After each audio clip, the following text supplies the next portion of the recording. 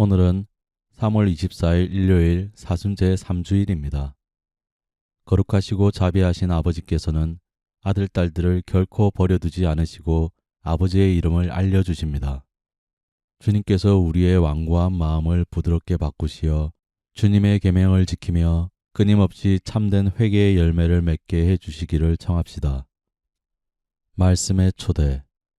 주님께서는 떨기나무 불꽃 속에서 모세에게 나타나시어 나는 있는 나다 하시고 이스라엘을 이집트인들의 손에서 구하겠다고 하신다. 바오로 사도는 우리 조상들이 광야에서 죽은 일들은 우리를 위한 본보기라고 한다. 예수님께서는 회개하지 않으면 멸망할 것이라고 하시며 열매를 맺지 않는 무화과나 무에 관한 비유를 드신다. 제1독서. 있는 나께서 나를 너희에게 보내셨다. 탈출기의 말씀입니다. 그 무렵 모세는 미디안의 사제인 장인 이트로의 양떼를 치고 있었다. 그는 양떼를 몰고 광야를 지나 하느님의 산 호렙으로 갔다. 주님의 천사가 떨기나무 한가운데로부터 솟아오르는 불꽃 속에서 그에게 나타났다. 그가 보니 떨기가 불에 타는데도 그 떨기는 타서 없어지지 않았다. 모세는 내가 가서 이 놀라운 광경을 보아야겠다. 저 떨기가 왜 타버리지 않을까 하고 생각하였다. 모세가 보러 오는 것을 주님께서 보시고 떨기 한가운데에서 모세야, 모세야 하고 그를 부르셨다. 그가 예, 여기 있습니다 하고 대답하자 주님께서 말씀하셨다. 이리 가까이 오지 마라. 내가 서 있는 곳은 거룩한 땅이니 내 발에서 신을 벗어라. 그분께서 다시 말씀하셨다. 나는 내 아버지의 하느님, 곧 아브라함의 하느님, 이삭의 하느님, 야곱의 하느님이다. 그러자 모세는 하느님을 뵙기가 두려워 얼굴을 가렸다. 주님께서 말씀하셨다. 나는 이집트에 있는 내 백성이 겪는 고난을 똑똑히 보았고 작업 감독들 때문에 울부짖는 그들의 소리를 들었다. 정녕 나는 그들의 고통을 알고 있다. 그래서 내가 그들을 이집트인들의 손에서 구하여 그 땅에서 저 좋고 넓은 땅, 젖과 꿀이 흐르는 땅으로 데리고 올라가려고 내려왔다.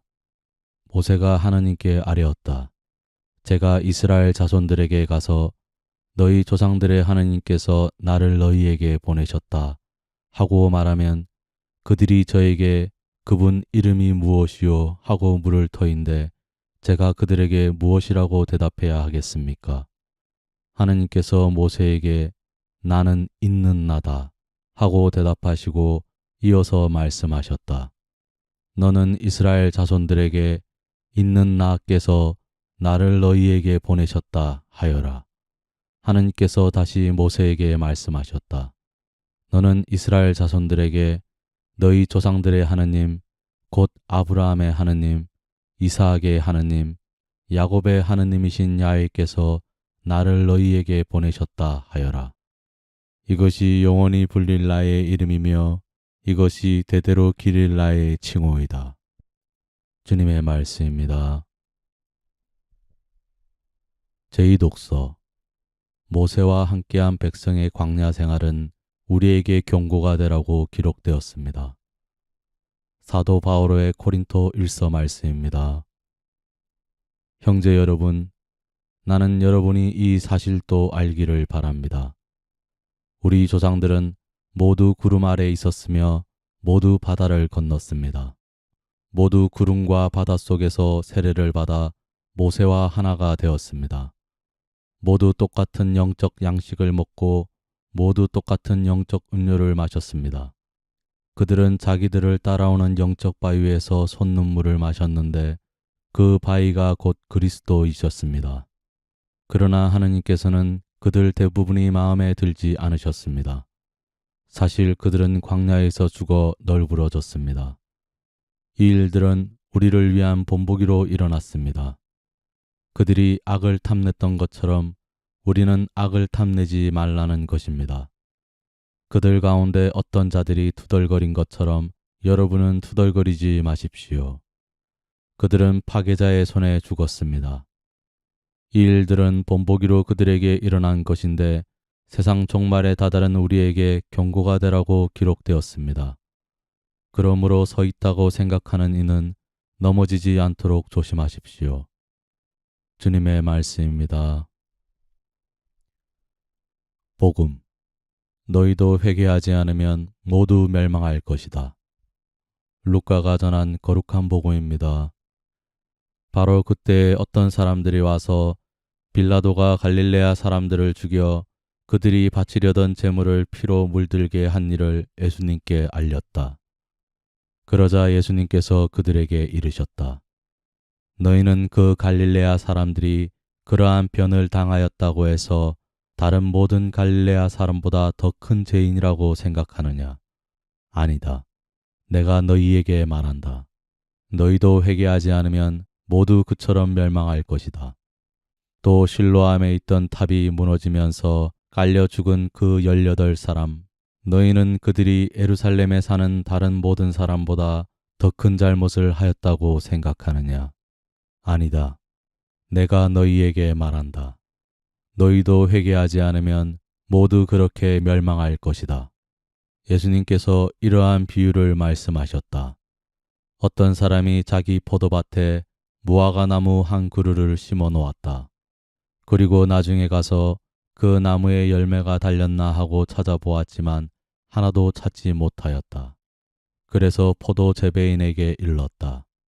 보게, 내가 3년째 와서 이 무화과 나무에 열매가 달렸나 하고 찾아보았지만 하나도 찾지 못하네.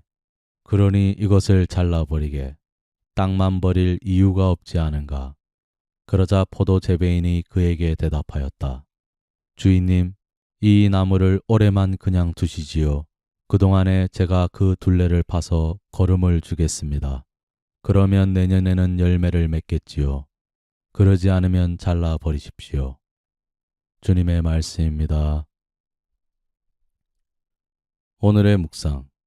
회개하지 않으면 종말의 심판을 받을 것임을 경고하는 복음 말씀을 듣고 있자면 조금 섬뜩한 느낌이 듭니다.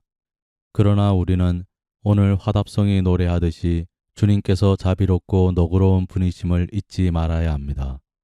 오늘 제일 독서는 우리에게 자비로우신 주님의 모습을 잘 보여줍니다. 하느님께서는 떨기나무 가운데서 불꽃 모양으로 모세를 찾아오십니다. 여기서 떨기나무로 번역된 히브리 말은 선해입니다. 이 선해는 광야에서 흔히 볼 수 있는 식물로 작은 잎이 무성하며 가지가 매우 얇아 불꽃이 닿기만 해도 금방 타버릴 것 같은 모습을 지니고 있습니다. 이는 꼭 이스라엘의 모습을 상징하는 듯 합니다. 선해, 곧 덤불 속에 사시는 주님께서는 바로 이러한 이스라엘과 함께 하시는 분, 광야에 사시면서 불모지에서 약한 존재들 사이에 머무시는 분이십니다. 시나이라는 말도 이 낱말에서 나온 것으로 보이는데 신명 33장 16절도 주님을 직접 선해 속에 사시는 분이라고 표현합니다. 사실 이스라엘 민족은 주님께서 자신들과 함께 하시지 않는다고 여기곤 하였습니다. 그래서 자신들을 덤불처럼 살도록 내버려 두시는 하느님을 원망하곤 하였습니다. 이런 이스라엘에게 하느님께서는 당신이야말로 백성들의 고통을 직접 보고 들어 알고 계시는 분, 그들 속에 사시는 분이심을 밝히십니다. 그 하느님 이름이 바로 야훼, 곧 있는 나이십니다. 계시지 않는 어떤 분이 아니라 언제나 그들과 함께 계시는 분이십니다. 늘 우리에게 다가와서 나다 라고 말씀해 주시는 분이십니다. 그래서 우리가 진정으로 회개하고 하느님께 돌아간다면 즉시 그 소리를 들을 수 있는 그런 하느님이십니다. 오늘의 말씀이었습니다. 감사합니다. 주님께서 매일 여러분과 함께 하시기를 기도드립니다. 아멘.